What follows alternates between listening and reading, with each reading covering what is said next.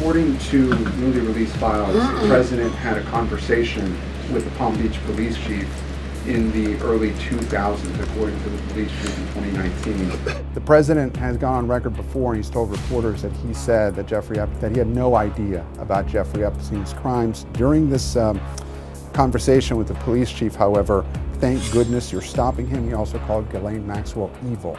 Did that conversation with the Palm Beach police chief happen, and can you explain the discrepancy? What I will say is that the president has always remained consistent, and that he kicked Jeffrey Epstein out of his club at Mar-a-Lago because, frankly, Jeffrey Epstein was a creep. But did he call the chief in 2006? Caroline, did he call the chief? Look, it was a phone call that may or may not have happened in 2006. I don't know the answer to that question. And this call, if it did happen, corroborates exactly what President Trump has said from the beginning. And I'm sure many of you, when you read that alleged FBI report, probably thought to yourself, wow, this really cracks our narrative that we've been trying to push about this president for many years. So we're moving on from that.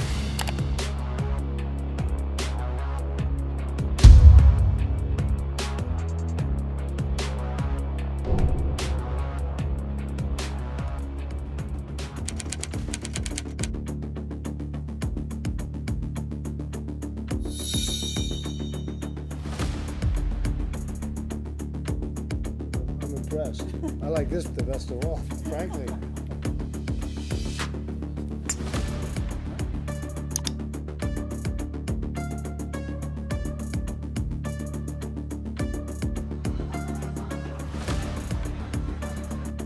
I will give to a charity of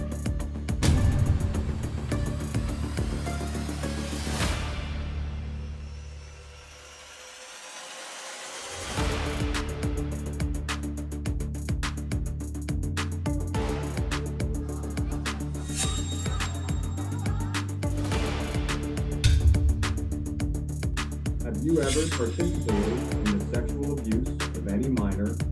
This country is so friendly, and then they loan it to it. Think of it. They come in, they take all this money out, and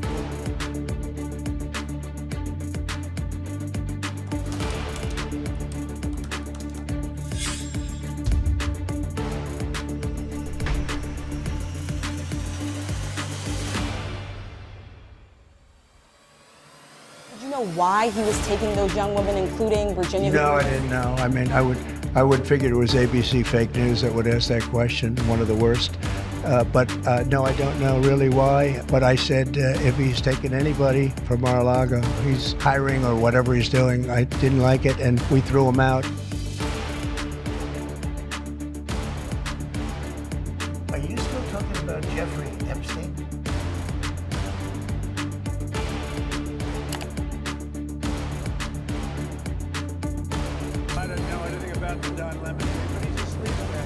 For years, I wouldn't talk to Jeffrey Epstein because he did something that was inappropriate. He stole people that worked for me. I said, don't ever do that again. He did it again, and I threw him out of the place. And by the way, I never went to the island, and Bill Clinton went there supposedly 28 times. I never had the privilege of going to his island. In one of my very good moments, I turned it down. And unlike many other people who are named in these files, President Trump cut off his relationship with Jeffrey Epstein and was honest and transparent about that for years and years. And the release of more than 3 million documents related to Jeffrey Epstein and his heinous, disgusting crimes just shows the level of transparency that this president and administration has committed to in bringing these files to light. President Trump has always said is that he kicked Jeffrey Epstein out of his Mar-a-Lago club because Jeffrey Epstein was a creep. And that remains true. Solemnly declare and affirm. I'd like to answer your question. I therefore invoke my right to silence. Maxwell, is the president going to rule out a pardon for her? This is not something I've discussed with the president recently because frankly it's not a priority. He's focused on many of the issues that the American people are dealing with and providing solutions to those issues.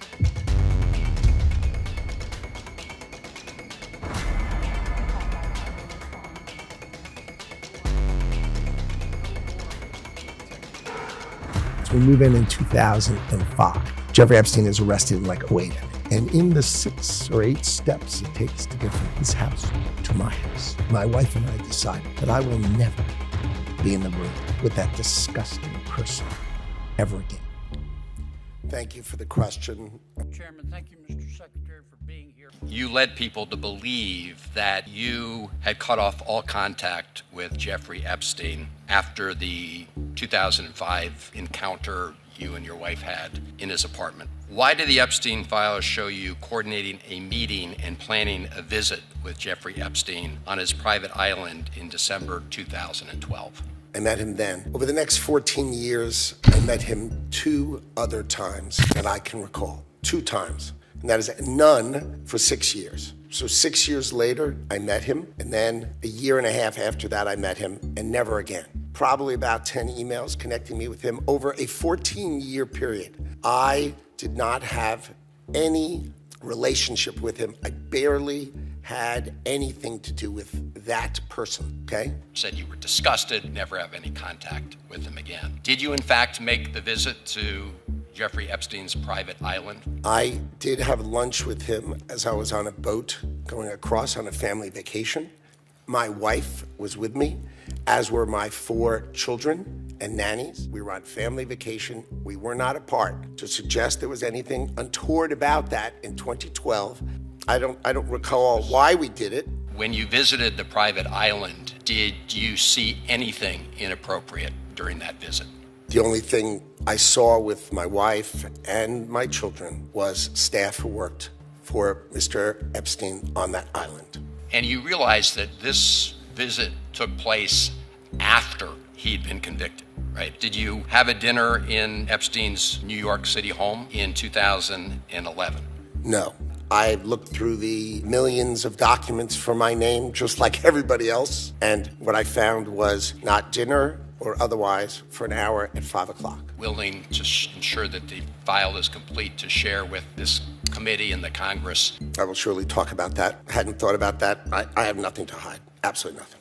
He totally misled the American public, the survivors, the Congress. And that just turns out not to be true, which completely undermines his credibility. Take kids and nannies to the Epstein Island, when at that time Epstein had actually been convicted of soliciting a minor for prostitution. Obviously, is extremely bad judgment. So does the White House stand behind Secretary Litnick right now? The president fully supports the secretary.